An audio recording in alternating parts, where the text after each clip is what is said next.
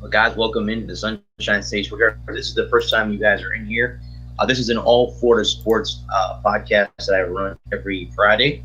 It is being shown on the Sunshine State Sports Shabber Facebook group page as well. If you guys, again, is part of NGSC Sports, guys, please remember the website is ngscsports.com for all your current sports content. The Sunshine State Sports Shabber is sponsored by Arena Eats. Log on to the website arenaeats.app for the ultimate fan experience at your favorite sports venues. Arena Eats mobile app, pre-order, express pickup, and eat seat delivery. How do you place your order? All right, guys, welcome in everyone out there. Hopefully, again, like I said, everyone is having a great start to their Friday evening. Let me go ahead, guys, and get started here. I'm going to go ahead and start with the NBA since there was only one team. And let me welcome in my man Lewis here. Good evening, sir. The Miami Heat guys have been eliminated from the playoffs. They were swept by the Milwaukee Bucks going into round two. The Bucks are getting ready to play the Brooklyn Nets in round two. So the team that beat the Miami Heat are now on their way to playing the Nets. I did read some articles today that it might be time for the Miami Heat to start from the scratch. Pat Riley has said that his team needs to rest after an exhausting year. So again, he's got some decisions to make during the offseason. They got Jimmy Butler, Tyler Hero. They've got a good team. Just for some off the wall reason couldn't repeat what they did a year ago by getting to the NBA Finals. But the team that was in the NBA Finals with them last year also got knocked out last night by the Phoenix Suns. So neither one of the teams that made it in the finals last year are both out of the playoffs already. But again, like I said, with Miami, it's going to be back to the drawing board for Pat Riley and company. And maybe that's what they need to do. I mean, they're in a lot better shape than the Orlando Magic are. So, I mean, if that's what it's going to take for the Heat to kind of get back next season, then so be it. Every once in a while, your franchise has to, rethink the way that they do and maybe bring in some new blood or, let the rookies develop a little bit more another year. And maybe next year it'll be a different story for Pat Riley and company and Eric Spoelstra and company down in Miami. So we'll have to wait and see. Guys, I'm not the biggest NBA fan, but I do cover the Heat and the Magic on here. So it's been an absolute pleasure until the basketball season restarts. I don't know if I'm going to have too much news unless I hear of big trades or something between the Heat and the Magic. Well, I'll let you guys know on this show, but for the most part, so basketball season, obviously the two teams I cover are both out. You're not going to hear too much NBA news from me until we get closer to the start of the season or until I hear any major trades for the Magic and the Heat. But again, Pat Riley said that it's time for his team to rest after an exhausting season. So that pretty much sums up what he wants to do moving forward. But shouldn't be. Yes. Yeah. Absolutely. Absolutely. Yeah, you do. They kind of develop. So. Yep. The next guys I'm going to do is I'm going to go to soccer.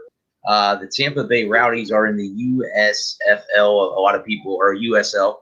Again, that's not Major League Soccer by any means of the imagination, but so far the Rowdies are off to a 5-0 start for the first time in franchise history. They have not lost a match yet. They just got done beating New York, I think, a couple days ago, but they are off to a 5-0 start. Let me see. Now, again, guys, this team was in the championship game, or was supposed to be in the championship game a year ago. Unfortunately, it got canceled due to COVID. Yeah, they were on the road. They beat the New York Red Bulls 2, was the team that the Rowdies recently beat to move to 5-0. So again, that was in Montclair, New Jersey, is where they played. The Rowdies extended their lead atop the USL Championship Atlantic Division to 6 points. So that is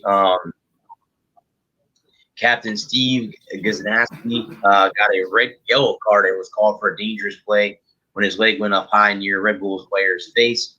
The ensuing free kick from 25 yards out was saved with relative ease by keeper Evan Lavario. So again, guys, they won 1-0, and the Rowdies are off to a 5-0 start.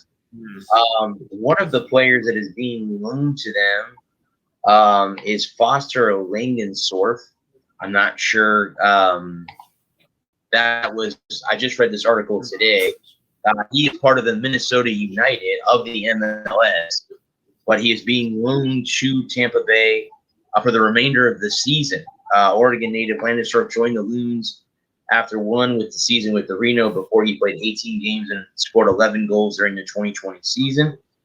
He has made his MNUSC debut in the final game of the 2020 season, November 8th against the FC Dallas. Langensorf is a product of the Portland Timbers Academy and signed a homegrown contract with the Timbers in January of 2018. Majority of his professional career has been with Portland Timbers 2, where he made 57 game appearances, notching 22 goals and 15 assists. Again, guys, he has been loaned to Tampa Bay Rowdies for the remainder of the season. He is a forward, 25 years old, 5'10", 165 pounds. Those are his stats. But he's been loaned to the Rowdies for the rest of the season. That's kind of cool. I'm trying to get out guys to a Rowdies game this year. They're not too far from where I work in downtown St. Pete, so I would like to go to it in the near future. Real quick, too, guys. The Rowdies are fighting for LGBTQ rights. They are wearing their Pride uniforms as well. As we do know, we are in Pride Month. The Rowdies have made a priority to ensure their home Valvoline Stadium is an exclusive environment to anyone who wants to come and watch the game in downtown St. Petersburg. The Rowdies has become an ethos of the club in recent years, and the only things true if anyone in the fan base, no matter their sexual orientation or gender identity, feels equally welcome and valued. Let me just rephrase that, guys. I don't think that should be a problem no matter what it is. If you're a fan of a sport, I don't care if you're whatever you are. If you want to go see a team, you should be comfortable with going to see a game. It's unfortunate that there are people out there that make people feel uncomfortable at games like that because they don't think they belong. That's wrong. Let me just throw that out there. That's just not right. You should be able to go do what you want to do, enjoy your life. That's your choice, and if it makes you happy, stick with it. That's my gun on it, guys. As far as when it comes to rights and stuff like that, if it makes you happy, do it. You should not let anyone tell you you can't do something or be something or do something because they think it's wrong in their eyes. Well, it's not wrong in your eyes. If it makes you happy, stick with it. That's how I see that on that topic. But again, where the Rowdies play in downtown St. Pete, there is a section of Central Avenue. There's a section of the road that is painted rainbow colors. I drive over it every day, and they take very pride in the people that live in that area that follow under that. And like I said, I have no problem with them. You want to come on here and talk about that? You have all the rights to do what you want to do. You want to come on here and talk? We will do that as well. You guys are welcome here at any point, anytime, to talk to me on either this show or our Thursday show as well, one or the other. But you guys are more than welcome to come here and speak. It's about sports. Hop on here, and you can rep any team you want. You're always welcome here. Welcome to the Walker Report and to the Sunshine State Sports Jabber. Let me, guys, jump to the next team. This is Major League Soccer. Inter Miami. Now, they are owned by David Beckham. And I guess, Lewis, from what I read in an article from the Daily Mail in the UK, this is an article from a UK writer, that he says that David Beckham is a owner proving nightmare. Let me read what this says. He was fined $1.4 million for breaching MLS rules, and new boss Phil Neville has had a miserable start with just 2 wins from 8. Inter Miami is a glamour draw for stars like Gonzalo Agua, but David Beckham's start to life as an owner is proving to be a nightmare. Wow. Okay. David Beckham chose to hang up his boots in 2013 at the LA Galaxy. He was given a chance to buy an MLS franchise for $25 million or 17.6 pounds. Talks really began over which location, and I guess he chose Miami as the team to buy. He has not done very well. So far, it has not been a very good start for Inter Miami and Mr. Beckham and their coach.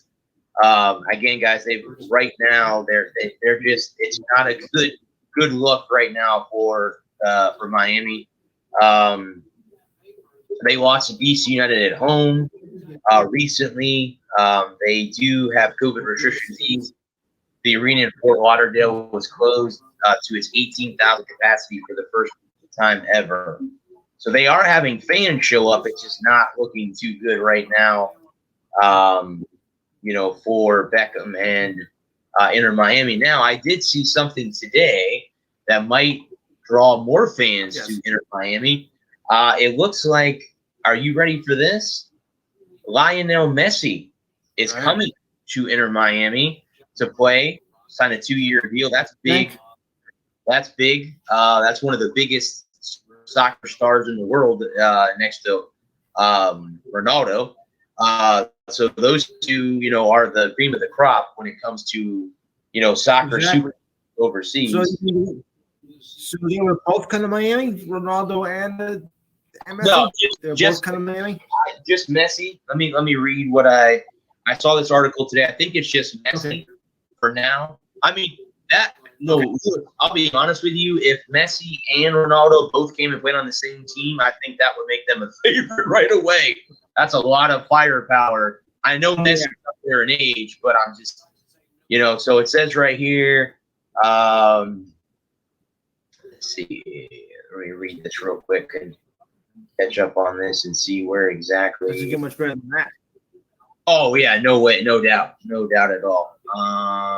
Let's see here. It says the Barcelona man would join in 2 years as a player and ambassador before returning to Barcelona as an ambassador. So I guess in 2 years, so in the year 2023, he will be coming to Inter Miami to play before returning back to Barcelona. So that is definitely big news for anybody, with that, having a big superstar come. I know I want to say at one time that who was the Brazilian soccer star? Pele played for the Rowdies before they became Tampa Bay Mutiny way back in the day. Towards the end of Pele's career, he did play in Tampa. So again, this is kind of similar to that kind of thing. I know that's not Tampa, but it's Miami.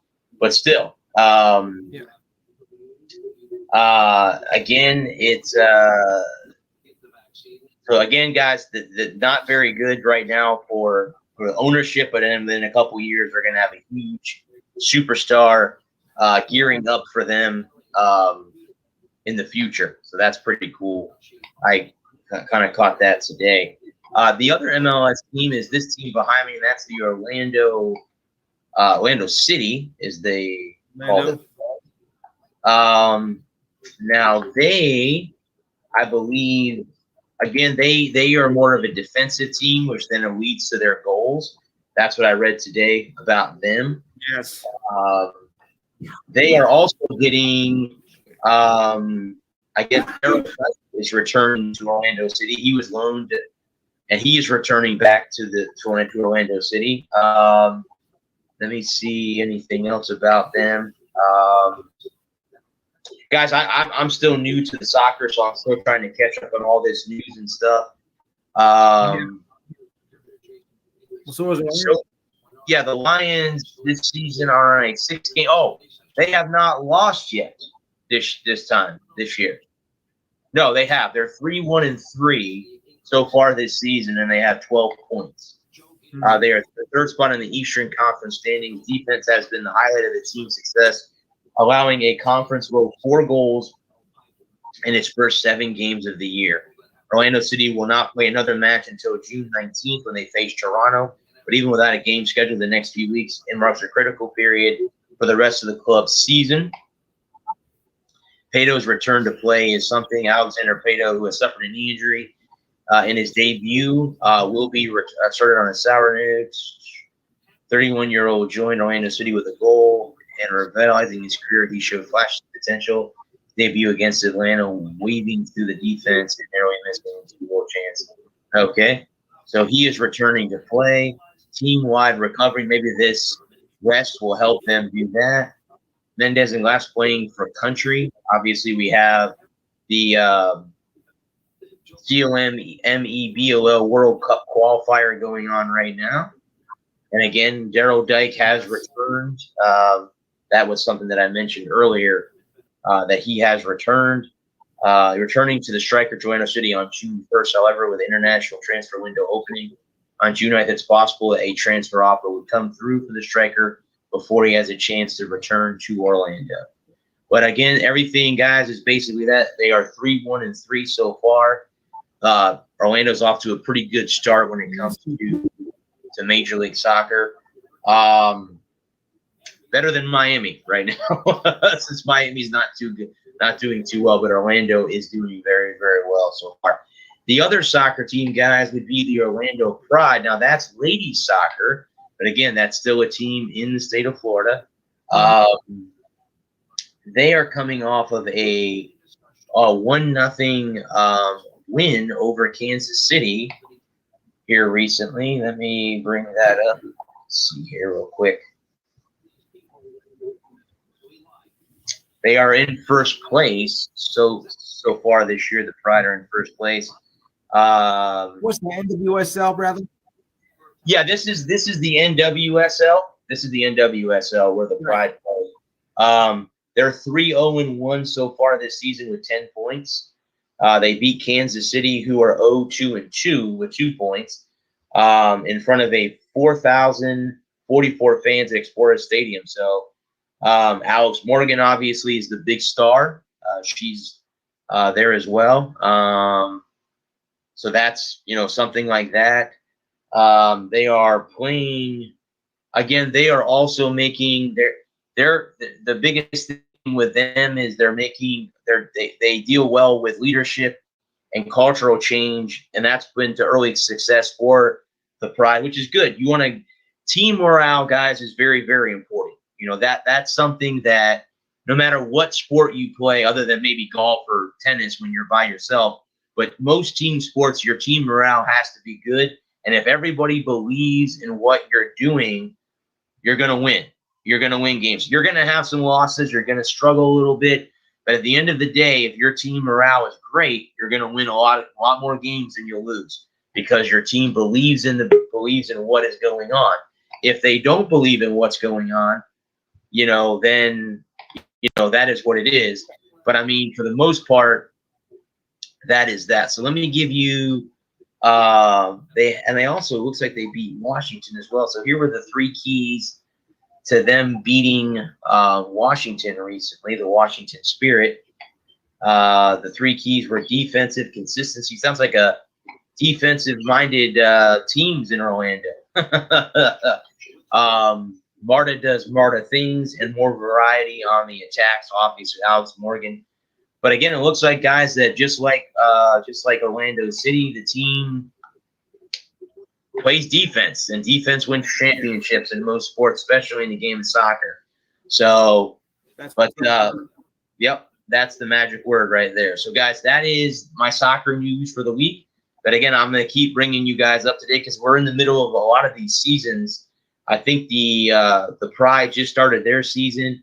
MLS has already started with Orlando City and with Inter Miami. The Rowdies are off to a great start in the USL. So there's going to be a lot of soccer news from here on out about all four of these teams that we cover here on the Sunshine State Sports Jabber. There is baseball going on as we speak, so let me bring up what's going on with the Marlins and the Rays. Right now, the Marlins trail the Pirates 4-2 in the top of the sixth, and the Rays trail the Rangers 4-0 in the top of the fifth. So that is not a good thing. Right now better yesterday, Bradley. Yes, yeah. If it make you feel better, you were 9-2 on my Yankees, so that should make you feel a bit better. The Marlins guys, again, they're. I read an article today that says that they'd rather be lucky than good. Maybe they've had some, but guys, that's what baseball is. You know, sometimes breaks go your way, sometimes breaks don't go your way. Sometimes the ball takes a weird hop into the person's glove. Other times it goes over the top of the glove. Just that type of thing. But again, guys, that's baseball. I mean, a lot of us don't know, you know, that's baseball, plain and simple. Right now, guys, let me check and see where exactly the Marlins stand in the NL East. I know the Rays are first place in the NL East. So let me check where the ball comes to. The Rays have a 2-game lead on the Red Sox, 4.5-game lead on the Yankees, 5 on Toronto, and 16 on the only Orioles. Miami is 8.5 back in the NL East behind the Mets, and they are 2 games behind the Phillies, and they are 2.5 games behind the Braves, who are in second place. Actually, right now in the division in the NL East, the only team that is above 500 is the Mets. All the other 4 teams are under 500. The Marlins are currently 24-31 coming into tonight's game, and the Rays are 36-22, and I believe they own the best record in all of baseball. Yes, they do. They're the best team in baseball right now, and that would be the Rays. Again, guys, like Lewis just said, the Rays just did come off of a split with the Yankees. They beat Garrett Cole in the final game of that 4-game series yesterday. But again, they've had their struggles too, guys. I watched the game the other night, and they struggle too. Again, guys, it's baseball. It's baseball. That's the way it is. Baseball works in weird ways. It honestly does. Now, the biggest thing, guys, with the Rays, again, and this continues to come up, is obviously the Montreal-St. Petersburg split season drama. It continues to come up with the mayor in St. Pete, with ownership, with Stu Sternberg. It continues to be brought up. Guys, to this podcaster and writer's opinion, the MLBPA is not going to approve that, so I don't know what they're thinking. I do know this, as we talked about last night on the Walker Report, this could be one of the 2 teams that could be moving to Las Vegas. The other team, obviously, is the Oakland A's, who also, just like the Rays, have the same problem with getting a stadium. They need a new stadium. Oakland is very much closer, guys, to getting a new stadium than the Rays do, because Oakland only, I think, is like $5 million away from having the stadium ready to go. Now, they've gone to the taxpayers, and the taxpayers are going, no, we're not giving $5 million for you guys to build a new stadium. So Oakland has been given permission to look elsewhere. I would think, guys, Oakland would be a lot closer to Vegas, where it would be easier for A's fans to travel to Las Vegas than it would be for Rays fans that would have to leave Tampa halfway across the country. Or Montreal as well, because, guys, guess what? Baseball didn't work in Montreal before, so what do you think is going to make it work now? It didn't work with the Expos. Nothing. Why would it work now with It actually did really for a while, but after the strike in '94, they just lost interest. But when they had a preseason game, I forget when it was, they did draw fans. So it's tough to say. Well, I mean, I would say this too. It could work. They probably will get a new ballpark in Montreal. So again, the first couple years, you're going to have butts in seats. People are going to be interested, and if you keep winning, if you can put a winning product out there, you're going to have people coming to the stadium, because that's the poor Marlins. They haven't had a winning product. They can't draw. The guys, the Rays, as we spoke about this last night too, they do win games, but they still can't draw fans. So that's the issue right now, guys. Rays cannot draw fans, which is a big conundrum. I don't understand the whole kit and caboodle with why people, say it's because where the stadium is located. And guys, the stadium is outdated. Okay, I can tell you that right now from being in there. At one time housed the Tampa Bay Lightning before they moved over to Tampa. After they left the fairgrounds in Tampa, they moved to what was called the Thunderdome at one time. If you guys want to look it up on Google, you can look up Thunderdome and tell me what it looked like. Guys, if you go to the Rays Stadium now, I think the rows start at like AA, because you know why? Because all the rows beneath that are gone because they had to make room to make a baseball field. So, again, guys, we're going to have to wait and see. The Rays are still they have a 5-year contract with the city to play baseball until 2027. So it's going to be interesting. I would have to say this: if there's not something done by, say, 2025, which we're only 4 years away from, I think the team will be gone. Somebody steps up and buys the team from Stu Sternberg. I don't think you're going to see them here, or it'll be a split, or they'll figure out some way to get it. I don't know. It for him, he's looking, guys, at the Miami for an example. The Marlins built a brand new stadium for their team. They're not drawing flies. They're not. I mean, they're not drawing. They're talking contraction. Yeah. Well, yeah, because now Miami got a brand new stadium a few years ago, and now they can't draw anybody. But again, guys, I don't think Miami is a baseball town. Miami's a football town. Between the Hurricanes and the Dolphins, baseball doesn't really work. Miami, I mean, think about the population. Now, I know amongst the Spanish, people that speak Spanish, baseball is a very popular game. Colombia, a lot of those countries, baseball other than soccer, is one of the top games that kids strive to play. But for some off the wall reason in Miami, they don't draw. They don't draw it at all. And down here, it's because of where the stadium is located and this and that. So I don't really know what it's going to take for the Rays to draw people. Real quick, guys, Tyler Zombro is in stable condition after being hit in the face last night during Durham. Now, if you don't know, the Durham Bulls are the AAA affiliate for the Tampa Bay Rays.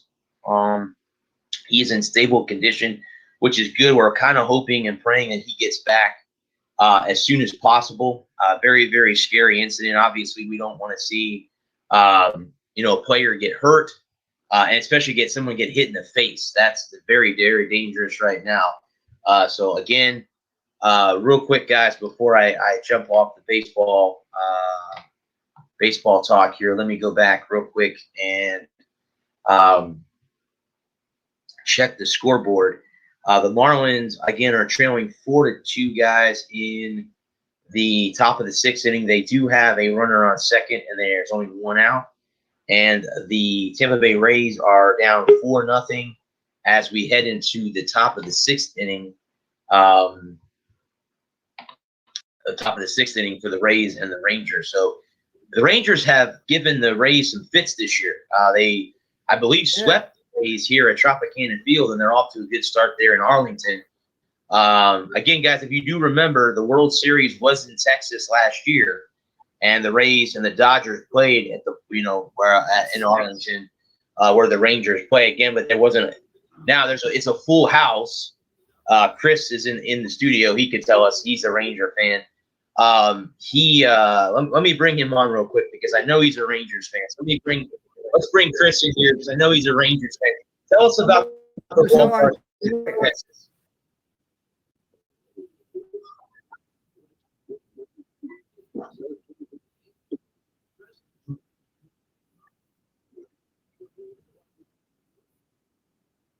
I think they said Kristen Dale there was only like 10,000. But how many? That stadium, what seat houses what? Close to 100,000 there normally. Okay. Because I know, and again, like I was just saying, your Rangers give the Rays a hard time. I mean, they play well, and they're up right now. Yeah, they're up right now as we speak. Through 6, they're up right now. So, yeah. Well, yeah. I mean, and again, now I mean, the right now, guys, the Rangers are playing the best team in baseball. So, yeah. All right, guys, let me go ahead and we'll jump to hockey. Well, we'll start with the Florida Panthers, who were eliminated by the right now the best team. We still got ways to go. In-state rival, the Lightning, in the first round. If you guys do not know, too, the Lightning dumped their jersey policy of not allowing opposing fans to wear jerseys in the first level. Guys know why that happened, because there was an 11-year-old kid in a Panther jersey that they kicked out of the arena. Guess what? They've lifted that now because it went internet-wide, and that's not a very good sign when you have an 11-year-old kid getting kicked out because wearing a Panther jersey. Did that kick him out? No. Yeah, that's not a good look for the Lightning. All franchises kind of make that mistake, but I mean, yeah, they obviously corrected it. I feel bad. I mean, nobody that young. I don't care how old you are. You should never be kicked out of an arena for wearing a jersey. Now, if you're obnoxious and you're bothering people, yes, but not to be kicked out for wearing an opposing jersey. You get kicked out for wearing that? No, it's not wrong. Well, I mean, that would be just like going to MSG or going to Dallas to the Stars game and getting kicked out because you're wearing an opposing team's jersey. New York is different. New York is different, though. I mean, so yeah, any of those big time cities like that, yeah, you would be Cleveland, kicked out. Right? Yeah. So again, guys, the Panthers need to clear some cap space. That's definitely needed for next year. Now, this team is pretty good. This is a very, very good hockey team that will probably be a threat next year and in the years to come. Yes. Quenneville has got them playing very well, and which is good because I want to have a rivalry with the Panthers. I'm a Lightning fan. I want to see Florida be that type of player. So I'm very, very, very happy that the Panthers played the Lightning in the playoffs. It's the first time that those two teams ever played each other in the postseason. So that was nice to see that. Yeah. Let me see, guys. Where does the Florida Panthers draft? Because the NHL draft was announced. The number 1 pick went to the Buffalo Sabres. The number 2 pick is the Kraken, and the number 3 pick is the Ducks. It has not been decided yet to where the Panthers will pick, because it looks like 16 through 31 will be determined after the playoffs are over. But so far, that's the top 3 picks, guys, are the Sabres, the Kraken, who are the new franchise. They'll have a expansion draft where the Kraken will get to pick 2 players from each team. 1 player from each team, one player from each team, and then moving on, they'll again be able to draft as well. All right. So the Panthers will be back, guys, next year for all the Panther fans and Lightning fans out there. The Lightning guys lost last night to the Carolina Hurricanes in overtime. They lost 3-2 in overtime. So the series again is currently 2-1 in that series. They did eliminate the Panthers in the first round. I would say the game 4 is tomorrow afternoon at 4 o'clock. I could definitely see the Lightning coming back and kicking ass. Let me just say that if I can say that. I think that they kind of let Carolina go up 2-0 last night, and then were able to come back and tie the game early to lose it in overtime. So I think really the honest thing is they're gonna bounce back. They have that bounce back game. Here's Adam. Bounce back game. Gentlemen. I would have to say that I could see the coming out and having a better game tomorrow afternoon than they did last night against Carolina. That's just my opinion on that. I didn't think they played all that bad last night. No, they really didn't. Well, I mean, the game was tied. It was tied 2-2 after 2 periods, and then they had no goals in the third period. So we'll have to see. We'll have to see if they can figure out Peter Mrazek. That's been the change for Carolina. Let's see. The next guys, I'll go ahead and jump to the National Football League. We'll start with the boys in Duval County, and that is the Jacksonville Jaguars. And again, so far, the big news out of there, obviously, is, of course, Tim Tebow, obviously, being signed. So far, Trevor Lawrence has done well in rookie camp. Coach Urban Meyer is testing DJ Chark, the top wide receiver there in Jacksonville. Going to be one of Trevor's weapons this year. The owner, Shaq Khan, has proposed 4 seasons football performance center. I think I read something today that he wants to spend $44 million to build them a new indoor, have their, so I don't know what you think on that. Spend $44 million. Mm-hmm. Yeah. Yeah, that's very interesting. Because I think that this team has been rumored to be the team that moves to England. If there's ever going to be a team to move to England, it would be this one, because the Jaguars seem to play a lot of games in England every year. I think they're playing one over there this year. Yes, they are. That'd be a long way to go just to play in the NFL. That's a long way. It's a long way to go. It is a long way. Yeah, exactly. How would you build it? Exactly. Yep. Yeah. Right. Because London is 6. 5 hours from where we are. Yep. Oh wait, Chris, where are you? He's in Texas. Okay, then in your case, it's 6 hours. You 6 hours central. Remember, we're an hour ahead. Yep. Yeah, we're an hour ahead. Yep. It's 9:38 here. It's not feel too weird. I mean, this is why probably the world has failed. The next team, guys, I cover is the Miami Dolphins. Obviously, this will be Tua's second year under a quarterback. I know they were talking about him on ESPN this evening when I was out catching the Bites. They were talking about him on ESPN, and this is his second year. There is kind of an interesting thing that Bill Belichick is in pursuit of Don Shula's NFL wins record, and he hopes that he gets it. I thought he said he hoped that he didn't. Let me see it. I thought too. He didn't want it. He didn't want that record to be broken.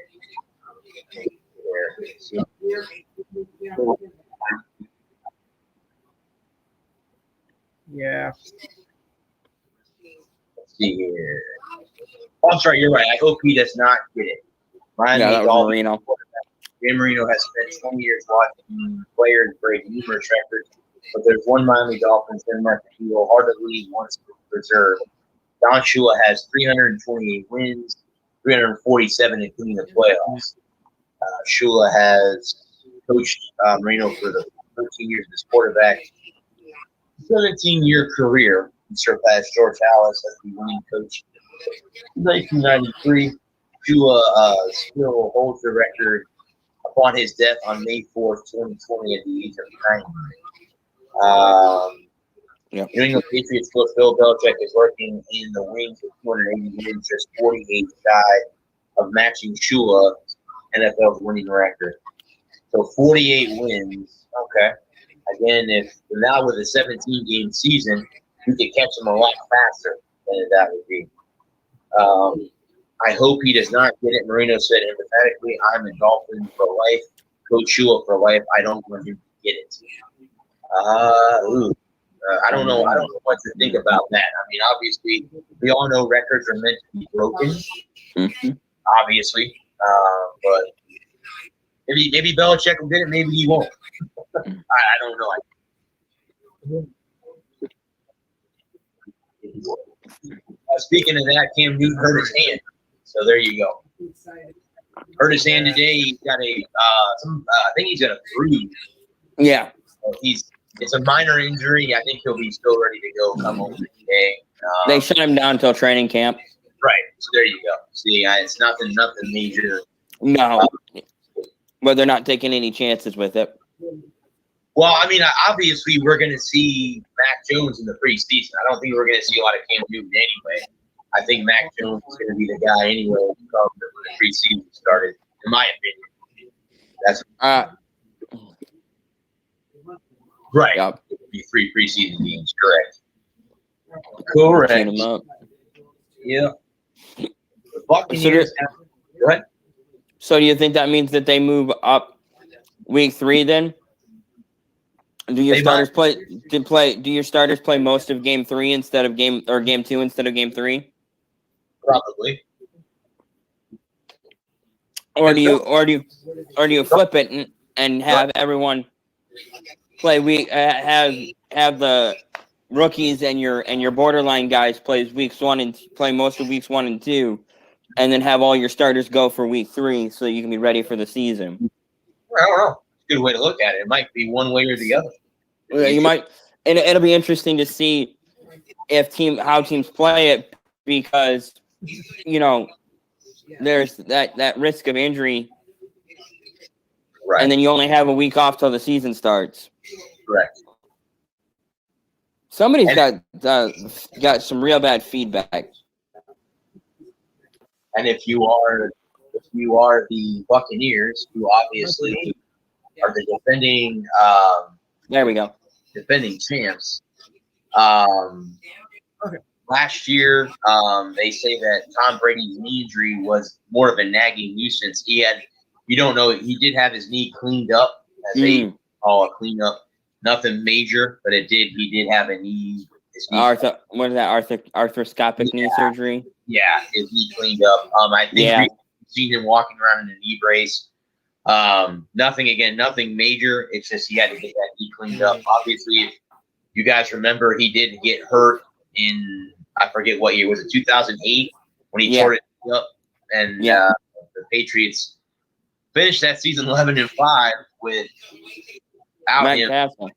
Yeah, and still missed the playoffs. Yep. He missed the playoffs that year at 11-5. Yep. But again, guys, his backup, the guy that they drafted, I don't think he's going to be a backup. I think he'll probably be the third-string quarterback. Kyle Trask is turning heads at OTA, so he's been doing very, very well. Bruce has said a lot about him. So he's one that can play himself into the backup role right away. Right. If he has a really nice preseason, who's the third guy on the depth chart, or who's the other guy on the depth chart? I forget who. Hang on a second. Let me look that up real quick. Yeah. Let's see here. Let's see here real quick. I want to know who I know the Bucks have Ryan Griffin the third, and I think he would be. I think him and Trask will battle it out for now the third spot. But let me see. Oh, it was just an errant puck. Let me see who the quarterbacks are listed. I want to say Blaine Gabbert. That's who it is. Blaine Gabbert's the backup. Okay. Right now. Yeah, Blaine Gabbert's the backup. Of those two, I would go with Trask as my backup. Well, I mean, Yes. I don't think there's really anybody better to learn under than Tom Brady. So let Kyle develop a little bit. But again, I think we'll see a lot of him anyway. I think we're going to see a lot of Kyle Trask in the preseason anyway, despite that. Yeah. Because I don't, the starters don't, they don't play a lot of preseason anyway because they already have their jobs filled. Where you have the rookies like Kyle Trask and company, it's that's their time. Let's see what you got. Correct. Their time to prove what they're gonna provide to the team all season. Mm-hmm. The Dolphins, I forgot to mention that Jalen Waddle was dropped 2 punts at camp. I don't know why that's important, but I guess they're trying to fit him in as a special teams player as well. A punt returner, because he did that in college. He did that at Bama. That's when he tore up his knee. Okay, so maybe that's why they're kind of concerned about that. Okay. I'm not worried about it. I wouldn't be too worried about a couple of muff punts in training camp. I wouldn't either. I think it could be all cleaned up by the time the season rolls around. Yeah. I wouldn't be too worried about a rookie having the jitters in training camp. Nope, me either. Yeah, me either.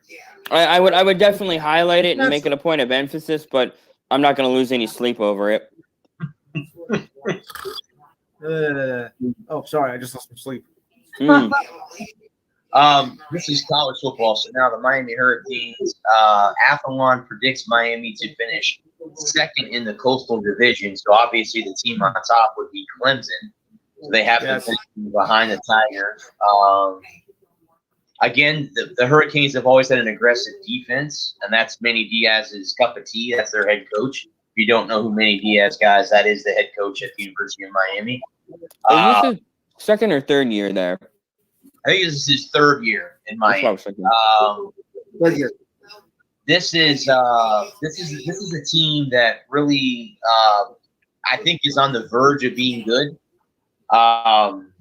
Again, just like with everything else, when it comes to recruiting, obviously that's the one thing that stirs the drink in college football is if you can recruit. Yeah. And he's done very, very well with recruiting the kids in South Florida to keep them at home, as you say, not to have them go to Gainesville, Florida State, to Tallahassee, or vice versa, have them leave the state, go to Alabama or LSU or Georgia. He's done a very, very good job of keeping the kids in South Florida moving forward. I agree with that. I mean, actually, Miami, I think, is like a 21 or 17.5 underdog to Alabama in the first game. So they've already put the line out. They're already a 17-point underdog. It would be nice if they could beat Alabama, but I don't think it's going to happen. They don't need to beat Alabama. They just need to keep it close. Keep it close and show up. Yeah. You show up and don't get blown out. No, you don't. No, you don't. And the loss is a loss, though, fellas. I mean, really. Well, I mean, if they lose by, say, 10 points, I think that's a win. I would believe anything under 14, that's a win for Miami. If you can with Alabama, yeah. As long as you can keep up with them, as long as you don't get blown out early. Yeah. As long as it's not. Well, do they have any of the so-called cream puff games this year? Oh, there's cream puff games. They got App State and then Michigan State. They've got some that. They've got. Hold on. Now, hold it. App State is not to be taken lightly anymore. Think about that.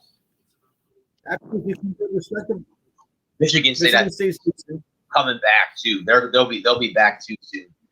Yeah. Then they got Central Connecticut State, Virginia. They play the Seminoles. I know that. They got the Noles on the schedule because that's always. Yeah, NC State, North Carolina, Pittsburgh Tech, Georgia Tech, Florida State, Miami, or Florida State, Virginia Tech, and Duke to close it out. They should have no problem with Duke. North Carolina will give them. Yeah. North Carolina fits. The Tar Heels are a pretty good football team. Mac Jones playing very, very well. Yeah, they're a very, very good football team. Matt I Brown. wouldn't say FA anymore. I mean, because they've come on strong in the last few years, so that's going to be taken lately.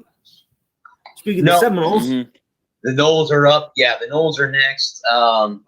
Here's the interesting part. They were talking about Coach Norvell. Mike Norvell used to be with Memphis in the AAC. He took the job. This will be his. This is year 2 for Coach Norvell. Now they were making a thing today saying that is this actually year 1 for him because of the pandemic year, and the Knowles struggled last year. Yeah. But he has done very, very well with recruiting. That has helps Florida State out. Again, if you can recruit people to come to Tallahassee, that does help the cause, as everything else, no matter where you coach. So he has done very, very well with the recruiting part. But he's got his hands full. I think this is a team that could be close as well. I don't think they're as close as Miami is, but I think the team is not far away either. I know all my Seminole fans out there are going to hate me when I say that because there's a lot of them. A lot of them hate Miami. A lot of them hate Florida. Both of the 2 schools in Florida they hate. I've actually asked those fans, off the chart, who do you hate more, the Gators or the Hurricanes? And I've got mixed votes. Some of them answer Miami. Most of them answer Florida. But I've gotten a lot of Miami fans out, people that hate Miami too. So, it depends on which week it is. Right. Correct. Now, like I said, when the Knowles play the Hurricanes, they hate the Hurricanes, and then when the Knowles play the Gators on Thanksgiving, it's Florida. So there you go. Yep. There you go. So yeah, that's right. They're getting some stadium renovations as well. Tallahassee, Bobby Bowden Field, obviously, is getting some upgrades there in Tallahassee. It's Doak Campbell Stadium, actually. I don't know I know at one time they were talking about taking the name away because of Doak Campbell was supposedly, guys, again, articles I read, was a racist person, so they're trying to get rid of the name, but so far the university has not gotten rid of it. So just saying that's again, we'll have to wait and see. I'm not making any of this show political or anything, so you believe what you believe on radio or on TV or whatever you read, that's up to you. That's your call. That's your call. So I don't know.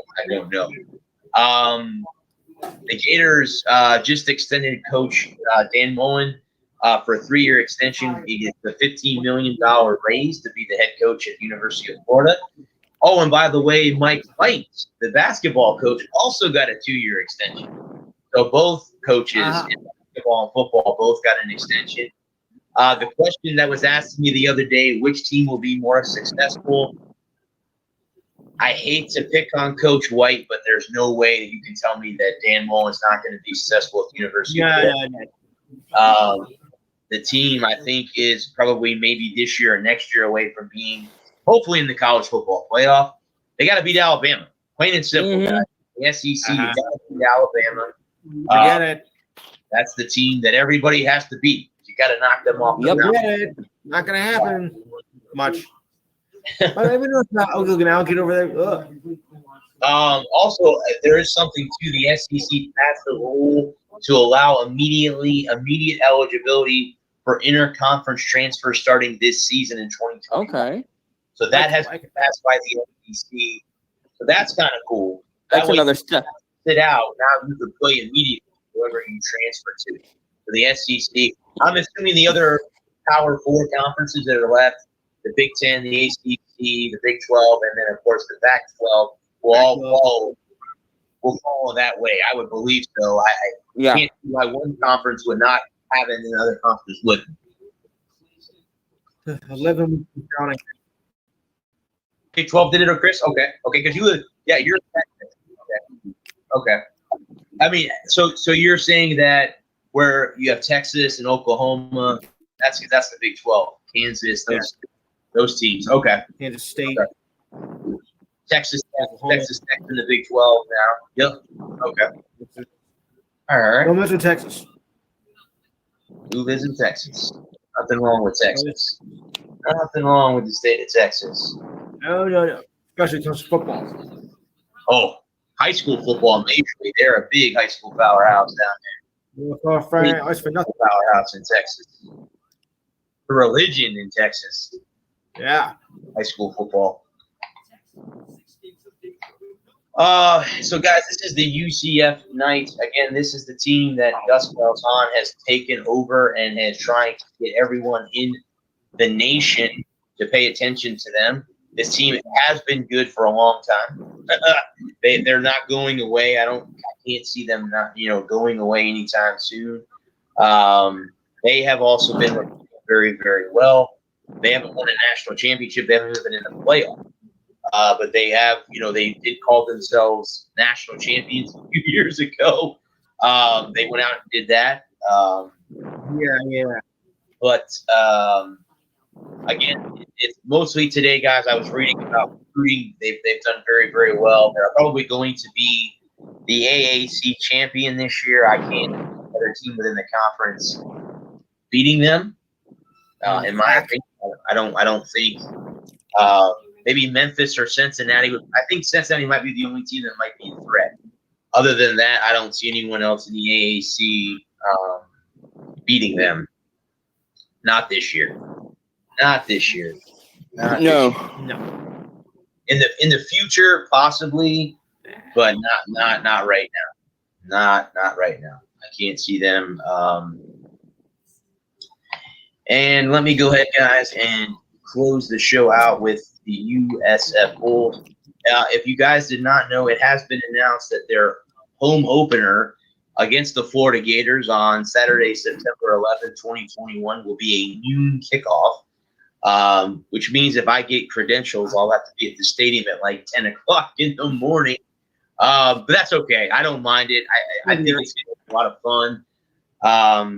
Guys, USF tickets are on sale. If you're in my area, they are on sale.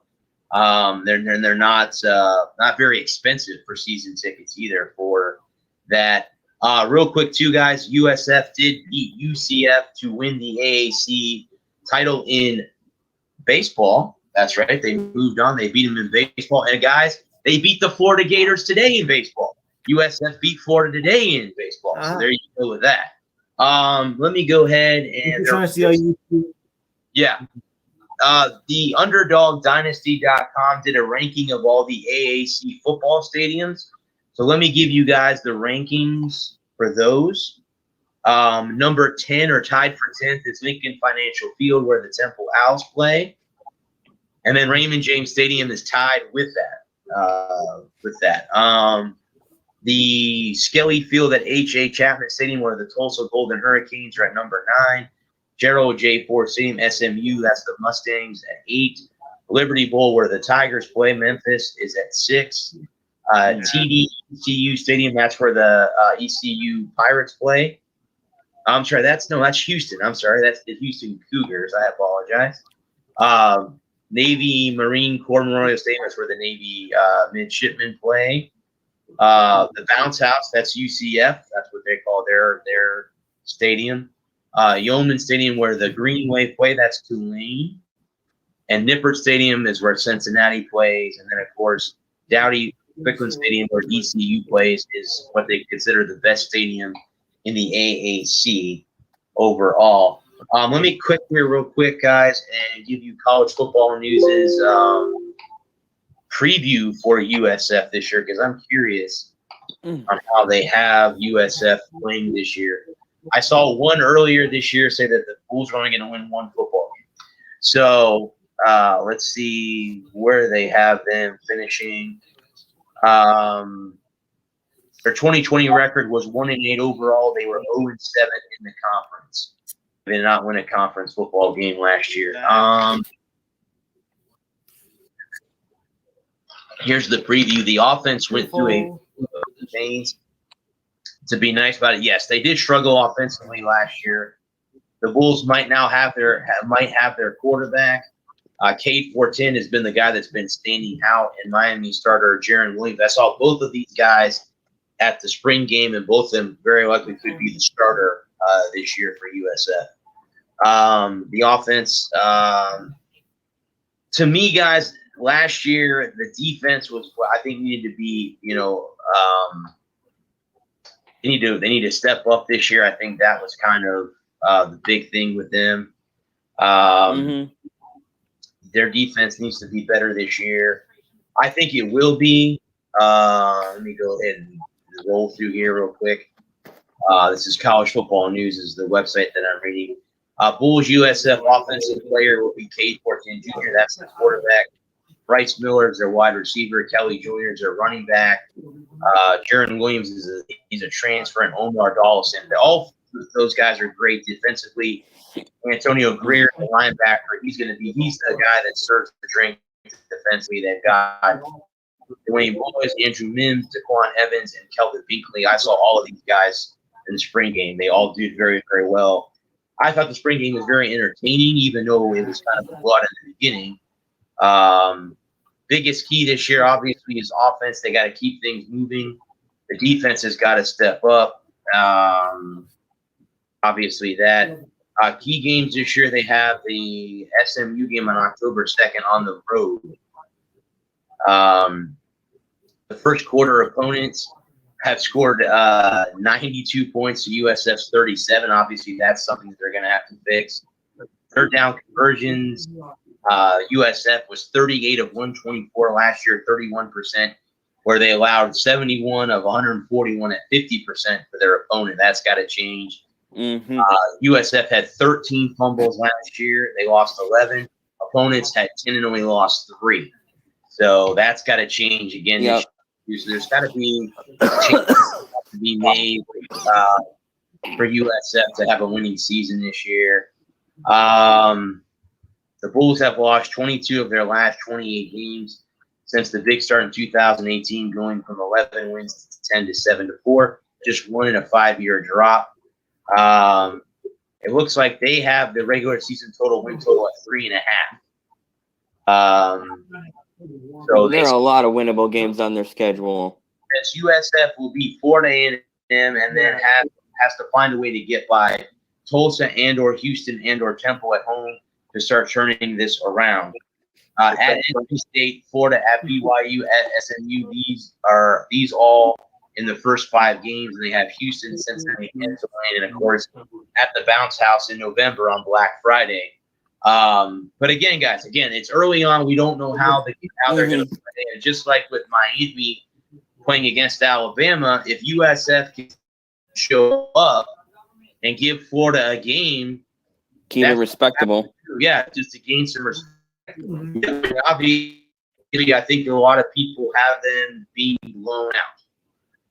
They have them being blown out of the water. Right. Down by 4. Sitting there watching it, I hope they don't get blown out too bad. Not too bad. Looking at the schedule here, NC State, they could sneak up on NC State and give them a game. Right. They're not going to sneak up on Florida. No. They should beat A&M. They shouldn't beat BYU. They should lose to BYU, especially since that's a road game. Yeah. But SMU, Tulsa, Temple, East Carolina, Houston, Cincinnati, Tulane, and UCF are all winnable games. No, I'm not saying that they're gonna win them, but they were in all. But they were in all of those games last year. If you go back and you look at their record last year, which apparently I can't. 1-7, I think last year. 1-7, I think. But that's not the point. The record, I know. Okay, so they beat Citadel, then they got thumped by Notre Dame. Okay, that's fine. Yeah. They got thumped by Cincinnati and East Carolina. Yeah. Then they lost by 2 to Temple, lost by 1 to Memphis, and they lost by 8 there to South Florida. Yep, they almost beat South Florida. They almost beat last year. Yep. Because I'll tell you what, that game, the UCF game, that was my first game to see them play each other live. And I left in the third quarter because the USF was trailing. I'm like, okay, they're not going to win. I get in the damn car. I'm driving home, and they score 14 points like that. And I'm like, well, wait a minute. Now I left. They're going to win the damn thing. Hey, they're going to win the damn game. I'm left. So I won't be doing that this year. I'm going to stick it out and watch the games all the way. Always. Because you never know what might happen. I think when you were going through the schedule, I think the only two games are at the end of the season, but they're not going to win is Cincinnati and UCF. The other teams, Tulsa, ECU, SMU, I think they have a shot at beating them. I really do. And you know, I would like to see a breakdown. Like the Tulsa game, they got thumped and they got blown out by Houston. But when did those games get out of hand? Were they out of control from the beginning, did they? The Houston game, yes, it was out of control right in the beginning. They were on the road. They were down like 21-0 within the first, I would say, like 3 possessions.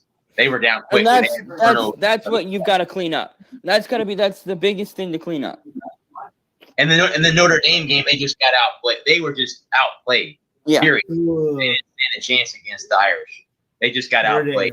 They were there. They had beat Notre Dame in the past, by the way. They have beat the Irish in the past, but they weren't beating Ian Book and company this past year. They weren't doing that. But yeah, I could see USF winning maybe 4 or 5 games this year, maybe more. They're not going to win just one game. I know. Florida A&M is the team that they have pegged for them to win. But again, Memphis won the conference last year. And they only lost by a couple. They lost by 2 to Temple because they fumbled the ball at the goal line late in the game. So that doesn't happen. USF would have beat the Owls. So again, you're right. You got to clean up some stuff, and if Jeff Scott and company can do that, I think they win 4 games this year. It'd be great to see them win 6 and make. Of course, they did. Absolutely. Well, of course they did. But again, we'll have to wait and see it. I'm really excited. I hope that I get to go back and get a chance to cover them. I can't see why I wouldn't get a chance to cover them. I'm in a bank that you're going to have to be vaccinated, which I am. I don't have to worry about that. So. I'm looking forward to it. I'll find out in the next month or 2. I think by August, is when we start to put in paperwork to get credentials. So I have to, go to the website. They have to apply for me, and I will wait until the season starts, which I believe they're on the road. Yeah, they start at NC State on the road, and then of course they play at home against the Gators on the 11th. So. Until then, but guys, that is going to pretty much wrap my show. The Sunshine State Sports Jabber, guys, is sponsored by Arena Eats. I forgot to read this a third time during the show. Log on to the website arenaeats.app for the ultimate fan experience at your favorite sports venues. Arena Eats mobile app, pre-order, express pickup, and in-seat delivery. However you place your order, guys. If you don't know who Arena Eats is, they are a small company based out of Minnesota. And what they're trying to do, guys, is they're trying to get you to not have to leave your seat and miss the action. They're trying to be able to make it easier for you to get food and drinks and stuff. They're trying to make it a lot easier so you're not waiting in line. I had the guy that owns the company and a bunch of his workers on my show earlier, either this year or last year, and it was very, very nice to talk to them. They're very, very good people. So again, if I can have them on, should contact Ralph and find out if I can have them on again to let me know what's going on, if it's gotten a little bit better since now COVID has kind of calmed down a little bit, to see if arenas are opening up again and allowing more people in, if it's starting to their business is starting to pick up. So hopefully that is the case for Arena Eats. Guys, the Sunshine State Sports Jabber is part of NGSC Sports. Guys, remember the website is ngscsports.com. for all your current sports content. Again, guys, as I always do, I want to thank the doctors, nurses, and first responders. Thank you guys for being the heroes that you've been since last year. to the men and women of our armed services, both active, retired, and the ones who have left us. What a great sacrifice. Memorial Day was just earlier this week, guys, so thank you very much for all the sacrifices that you guys do. I wouldn't be able to be sitting here talking with these three great gentlemen either. Would not be sitting here being able to talk without you guys doing what you do. Also to the police officers, firefighters, and paramedics, thank you guys as well for keeping us safe domestically. Guys, I'm going to clock out of here. Lewis and Adam both have shows tomorrow. Please go over there and be on their show. They're both. Chris has another number. Go ahead. Chris, can you take a number down? Can you take a number down, Chris? Or can he hear me? No, he can't hear me. He can hear you. We can't hear him because his mic's muted. Okay. Muted. All right, Chris, take this number down. 512-543-4662. You're an hour behind me, so for you it's going to be between 4 and 6 your time, 5 to 7 mine. All right. Good night, gentlemen. Good night, Sweet Lou. Good night. And guys, like I said, go over there, join Lewis's show. Again, it's on 5 to 7 Eastern Standard Time. Chris is in Texas, so it's 4 to 6. And on the West Coast, it would be 2 to 5 on the West Coast. If you're worrying about that, it would be 2 to 5 there. Or 2 to 4. Yeah, 2 to 4. I don't know, something like that. But again, guys, thanks, Chris. Thank you, guys. Thanks, buddy. Thank you from Texas. But again, guys, I'm out of here. I'm going to check out of here. I'll be back next week on the Walker Report and this show. I'm going to probably hop on. If Adam has a show tomorrow morning, I'm going to hop on. That's the plan. Tomorrow 10 morning. 10 to noon. Yep, I'll be on. The unscripted. I actually set it up to where I could be on the show tomorrow. I did all my grocery shopping tonight, so I could be on the show tomorrow morning. Alrighty then. I'm gonna hop out, so I will talk to you in the morning. Right, see you guys later. I'm gonna hop off as well. Until next week, guys. This has been the Sports Leader Bradley Walker. The show has been on NGSC Sports, and thanks to Coast as well for having me on as well. But until next week, guys. Peace.